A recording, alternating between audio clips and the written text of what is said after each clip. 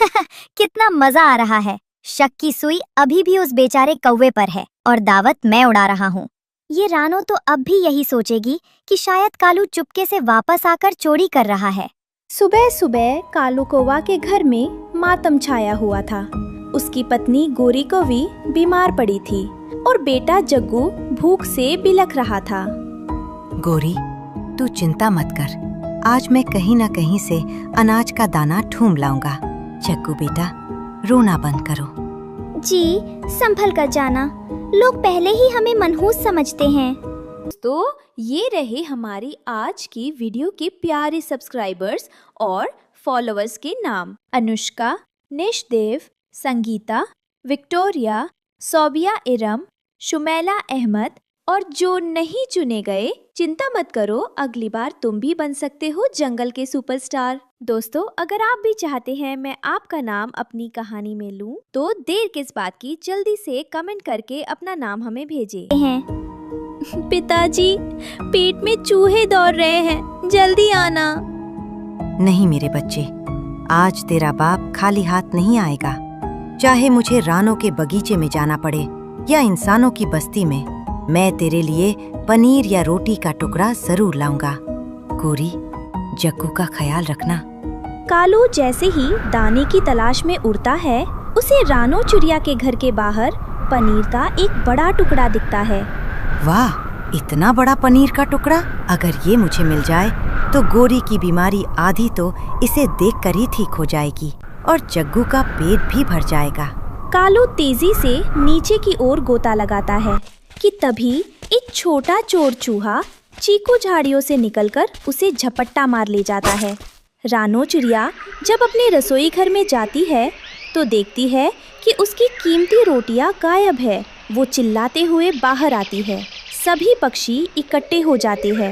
लूट लिया, बर्बाद कर दिया, कोई डाकू मेरी मेहनत की रोटियां उठा ले गया। निकलो बाहर, कौन है वो नीच चोर जिसने मेरे बच्चों का मुंह काला किया। रानों का शोर सुनकर पड़ोसी तोता, कबूतर और बुलबुल अपने घोंसलों से बाहर आ गए। सब हैरानी से रानों को देखने लगे। तभी तोता अपनी चोंच साफ करते हुए आगे आया। रानो बहन, इतना शोर क्यों मचा रही हो? मैंने अभी कुछ देर पहले उसी काले कालू कौवा को तुम्हारे पेड़ के पास मंडराते देखा था। उसकी नजरें बड़ी गंदी थी, पक्का वही तुम्हारी रोटियां मार ले गया है। कालू, मुझे पहले ही शक था। उस मनहूस का रंग ही काला नहीं है, उसका दिल भी कोयले जैसा काला है। कल भी वो मेरे पनीर के टुकड़े पर नजर गड़ाए बैठा था, आज उसने हाथ साफ कर ही दिया। हाँ रानो, ये कौवे होते ही ऐसे हैं, खुद मेहनत नहीं करेंगे और दूसरों के घरों में ताका झांकी करेंगे।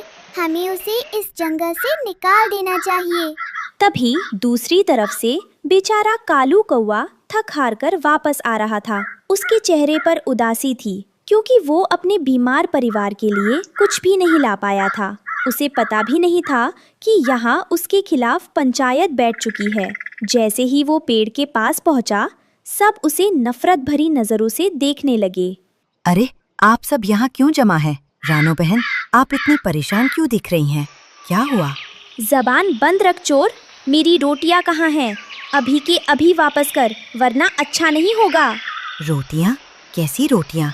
मैं तो अभी खुद खाली हाथ लौट रहा हूँ, मुझे तो कहीं एक दाना तक नहीं मिला। रानो और दूसरे पक्षी कालू के घोंसले पर पहुँच जाते हैं। बीमार गोरी कौवी घबराकर बाहर आती है। शर्म नहीं आती गोरी भाभी? तुम्हारा पति दूसरों के बच्चों का निवाला छीन रहा है। नहीं रानो बहन, कालू ऐसा नहीं कर सकते। हम भूखे मर जाएंगे पर चोरी नहीं करेंगे। मेरी माँ को मत डांटो, वो नाटक नहीं कर रही है। उन्हें बहुत तेज बुखार है। मेरे पिताजी ने कुछ नहीं किया। आप लोग हमारे घर से चले जाओ, हमें अकेला छोड़ दो। बड़ा आया बाप का पक्ष लेने वाला। जैसे बाप काला, वैसे ही बेटे के काम भी काले होंगे। वही पास में बरगद के तने के अंदर एक गहरा छेद था जहाँ चीकू चूहा रहता था।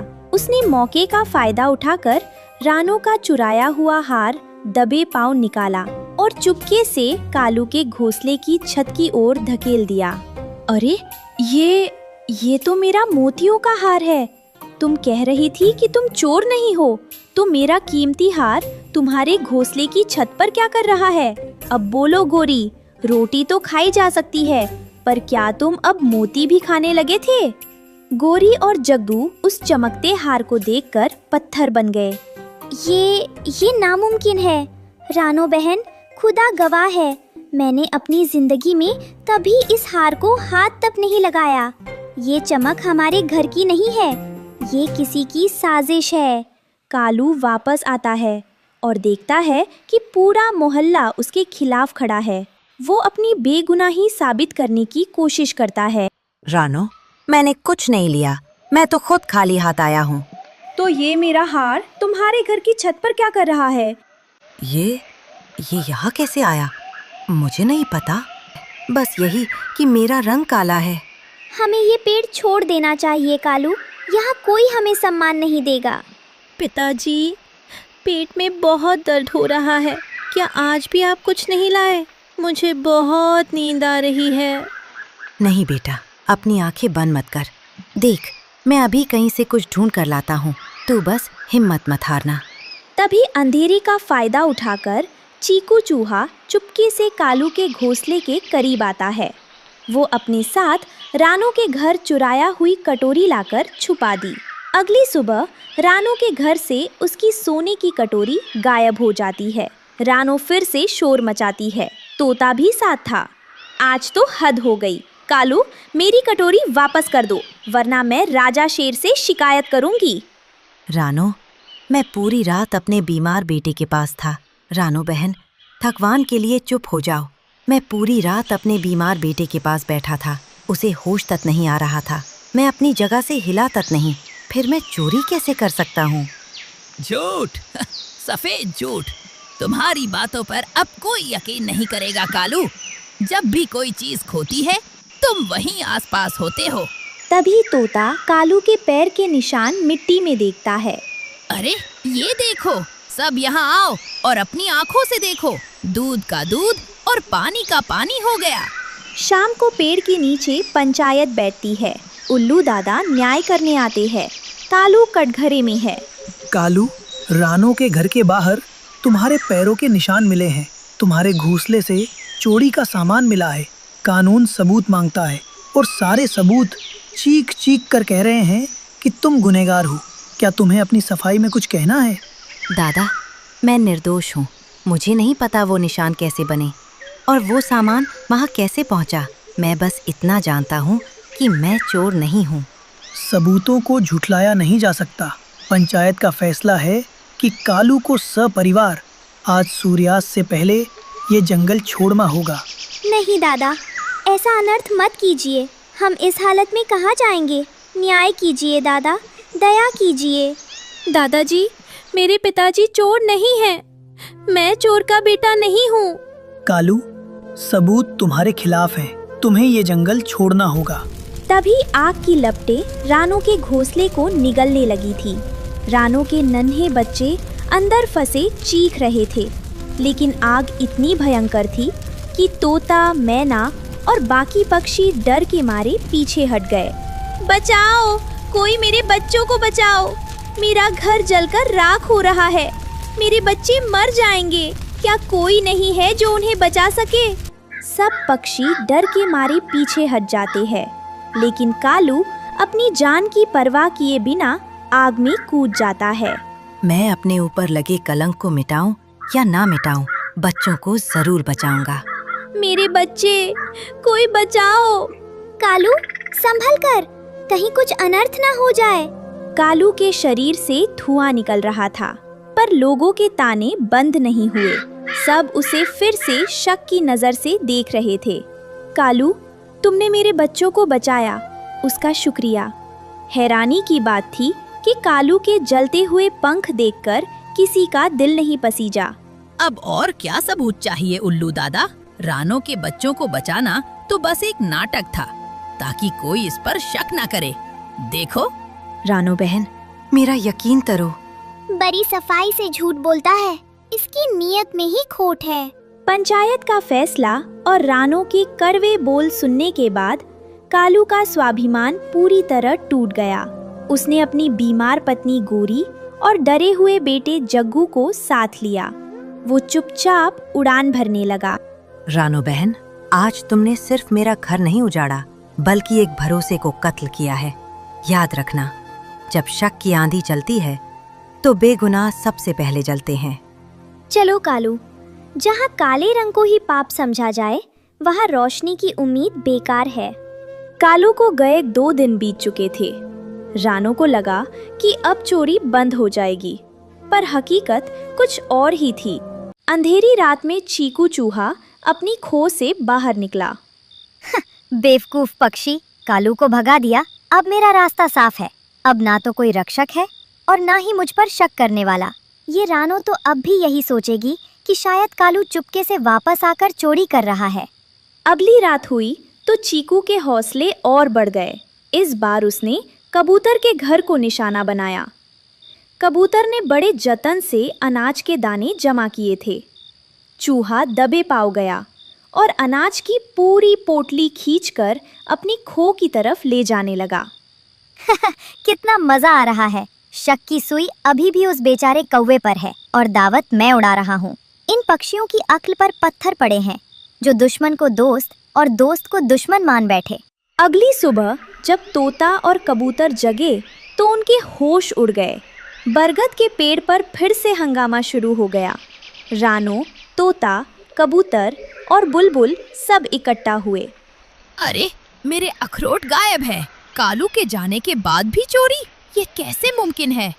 भाई, मेरा तो पूरा अनाज का भंडार खाली हो गया। मुझे तो लगता है कालू गया नहीं है, वो यहीं कहीं झाड़ियों में छिपकर बैठा है और बदला ले रहा है। नहीं कबूतर भाई, मुझे कुछ अजीब लग रहा है। कल रात मैंने एक छोटी सी परछाई देखी थी जो उड़ नहीं रही थी बल्कि रेंग रही थी। कहीं ऐसा तो नहीं कि हमने किसी गलत को सजा दे दी? सबूत तो कालू के खिलाफ थे, पर अगर वो चोर नहीं है तो फिर ये कौन है जो हमारी आंखों में धूल झोंक रहा है? तभी सभी उल्लू दादा के वहां पहुंचे। उन्होंने जमीन पर ध्यान से देखा। वहां फिर से वही छोटे पैरों के निशान थे। वे निशान कौवे के नहीं बल्कि चूहे के थे। हमने बहुत बड़ा पाप किया है। देखो इन निशानों को, ये किसी पक्षी के नहीं, चूहे के हैं। कालू निर्दोष था। उसने अपनी जान पर खेलकर रानो के बच्चों को बचाया और हमने उसे जलील करके निकाल दिया।